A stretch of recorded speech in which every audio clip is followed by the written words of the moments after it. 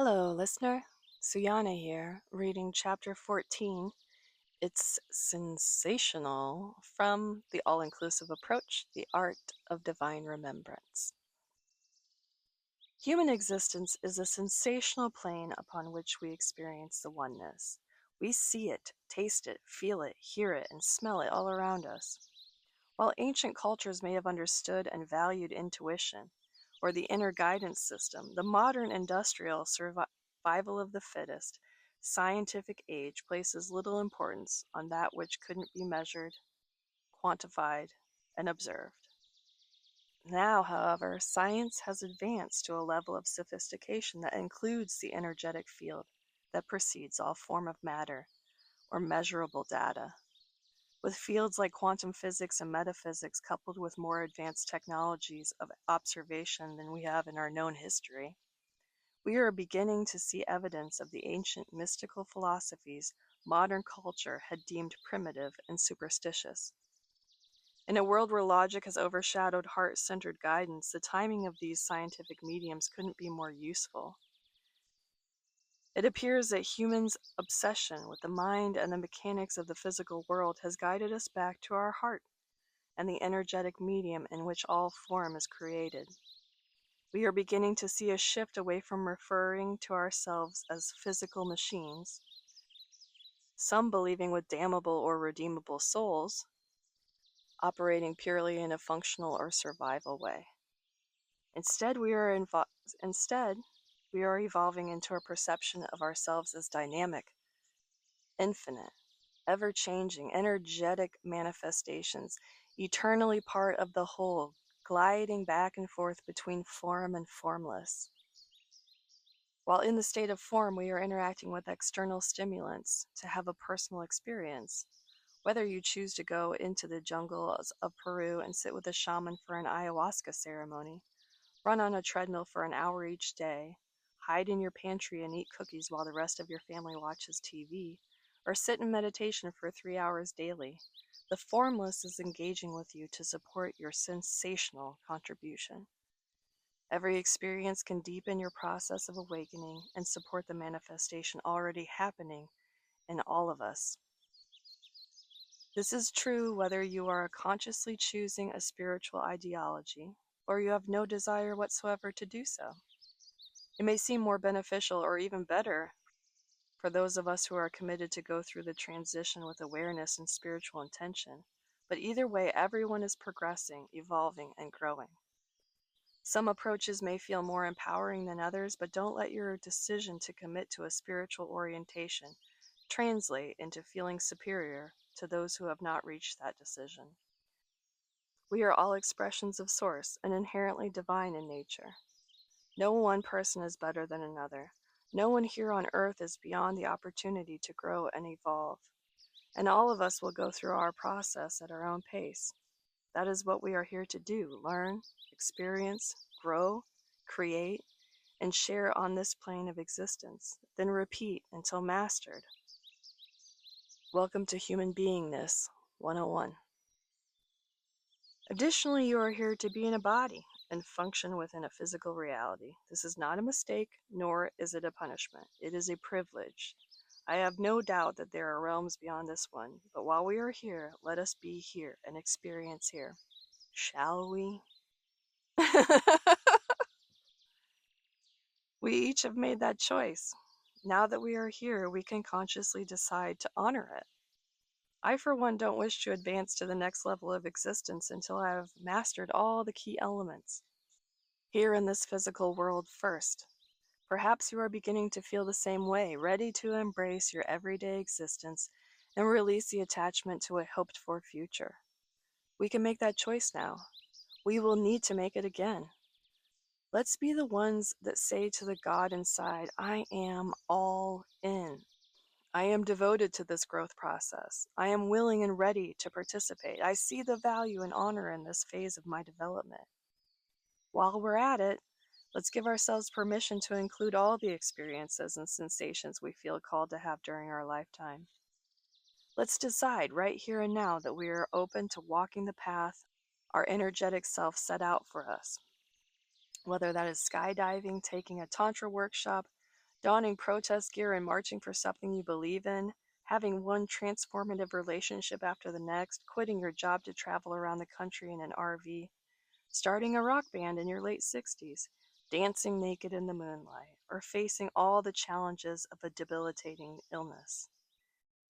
These are just some of the expressions we can embrace with respect and humility as we seek to include all versions of God everywhere, knowing it is all existing in utter perfection and yet constantly evolving.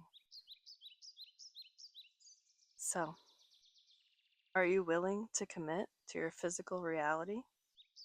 Are you open to being grounded in your body while loving, caring for, nourishing, and enjoying it? Can you return to a connection with the sensation of being in physical form? Or do you believe your humanness is a hindrance to the expression of your godliness? If God is all there is, then how can your body or this physical reality create separation between you? Perhaps you are opening up to the idea that the separation you experience is really a maturing process, aligning you with the wholeness of your existence through the contrast of others. And what better platform to move you through this evolutionary concept than in a world of form? This is always a great topic to touch into. It's so easy to justify why we're resistant to this survival-based paradigm that we're in right now that's evolving into a thriving paradigm. Since some of these chapters are fairly short, I've decided to combine the discussion and the audiobook into one video for your convenience. And I'll be doing this with chapter 14, so here we go. This chapter invites you to reclaim the physical world as sacred. Sensation is not a distraction from the divine. It is one of the most intimate expressions. Your body is not an obstacle to enlightenment. It is the instrument through which consciousness expresses itself. When you resist sensation, you resist life. When you awaken your senses, you awaken your participation in the miracle of being here. Obviously, your soul incarnated into a physical reality purposefully because you're here. And if that's true, then it is intending to have physical experiences, sensational experiences, the wondrous, dynamic reality of physical reality. And I can appreciate that we live in a reality where sensational, expressive living has become a commodity, and it is oftentimes relegated to those who can afford to experience a sensational reality. But that's just marketing. You don't need to spend any money to feel the wind on your skin or to pay attention to how it feels as water flows into your mouth and down your throat, or to have someone rub their fingers down the back of your spine or your cheek. You don't need any money to feel the dirt underneath your feet. Our bodies are sensational systems. And to honor that, we can be present with the sensations that we're experiencing. That's the invitation, to bring presence. Because when sensation is avoided, resisted, deemed unholy or less than, it creates tension in the body. Long-term tension creates pain, chronic pain, inflammation, imbalance. Ultimately, it can lead to dis-ease. And this isn't about blame, it's about awareness. I have dealt with chronic back pain for more than 20 years at this point. It started after a few car accidents in my early 20s, late teens. I didn't go and seek treatment like I should have because I didn't think I had the money. And so the back being representative of support and the genuine repercussions of being in 3 severe car accidents led to misalignment and all of the repercussions of that. And I just soldiered on. I even remember when I was younger thinking of it as a badge of honor, something to be proud of, that I could do so much and keep smiling and being positive even when I was in pain, every moment of every day. Imagine thinking that that is something to be proud of, but I was.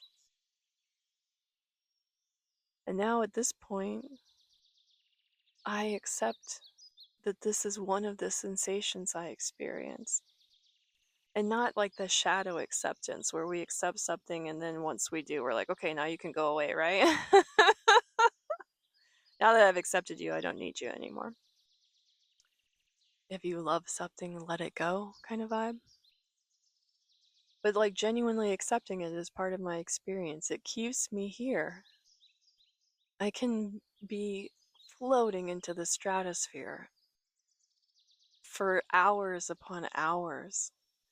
My pain keeps me oriented in my body. If anything, it's been an anchor, a stabilizing force for me to be present. Because when I become present, I am here with it. And I'm here with all the other sensations I feel, the hair tickling my neck, the glasses sitting on the bridge of my nose, the feeling of material on my back from my clothes. I have a wealth of sensational input being presented to me and registering in my awareness when I'm present. And at times it guides me, it informs me where my attention might be needed. So, with my back, for example, I dance, I stretch, I self soothe, I remind myself I am fully supported, which is a really big one for me because I've often felt throughout my life that I didn't really have anyone I could count on, or that I was going to inconvenience anyone by having a need that I might be expressing, or that I might burden people with not having it all put together all the time. So all of those false belief patterns contributed to this sense of not feeling supported. But when I'm engaged with some creative endeavor, I'm deeply immersed in conversation with someone about meaningful topics, all of it fades into the background. I'm not noticing it because I'm in the sensation of exchange and the exuberance happening in my body, the excitement, the enthusiasm, the curiosity about the other person. I can feel all those sensations happening internally, and they bring me so much joy and fulfillment that the discomfort in my back becomes irrelevant. It subsides. So, where might you be receiving an invitation to engage in a more sensational experience of this reality? And on that note, let's get into the journal prompts. Number 1, what physical experiences make me feel most alive? What do these experiences reveal about what my body and spirit crave? Number 2, where do I disconnect from my body? Do I numb? distract, criticize, or override its signals? Number 3, have I ever viewed my body as a limitation instead of a sacred vessel? What beliefs shaped that perception? Number 4, what sensations or emotions do I tend to avoid? What might change if I approach them with curiosity instead of resistance? And number 5, if my physical experience is part of my soul's design, how would I treat my body differently starting today? The exercise is called Awaken the Senses. Its purpose is to anchor awareness into the body and restore reverence for physical experience. To begin, find a quiet place and take 5 slow breaths, bringing your awareness into the present. Then move intentionally through each sense. Sight. Notice one detail in your environment you've overlooked before. Sound. Close your eyes and listen beyond the obvious. What layers of sound are present? Touch. Feel the texture of your clothes, your skin, or a nearby object. Smell. Inhale deeply and notice subtle scents around you. Taste. Slowly sip water or eat something small with full intention after this practice. Throughout this process, place one hand on your heart and one on your abdomen and ask, what does my body want me to notice today? Let the answer arise without forcing it. This is about receptivity. Sit with the understanding that sensation is not separate from spirituality. They are companions. There is no awakening that excludes the body. There is no enlightenment that bypasses the senses. To feel fully is to live fully. To live fully is to honor the divine in form. And again, I know that we live in a world right now where access and living your best life, quote unquote, often is related to resources, financial in particular. But this is changing, and we have to change that perspective within ourselves to even see where those changes are manifesting right now. So explore these concepts outside of the context of the cost of sensation, the cost of fully living. And imagine your life already expressing fullness and sensational opportunities. The quote to contemplate: you must be the master of your own senses. You must see everything as God and the body as His temple. I, for one, have had a very complicated relationship with my body, like so many of us. It's not rare. However, I really started to understand that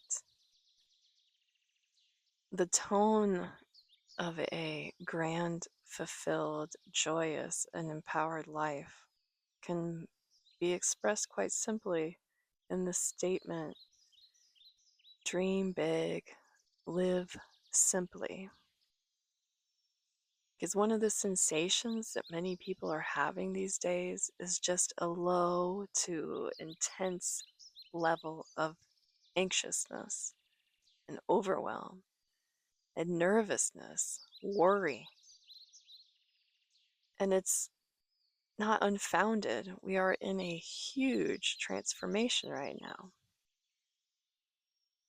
which makes it all the more important to nourish and soothe and offer attention, reverence, nourishment, and support to the body,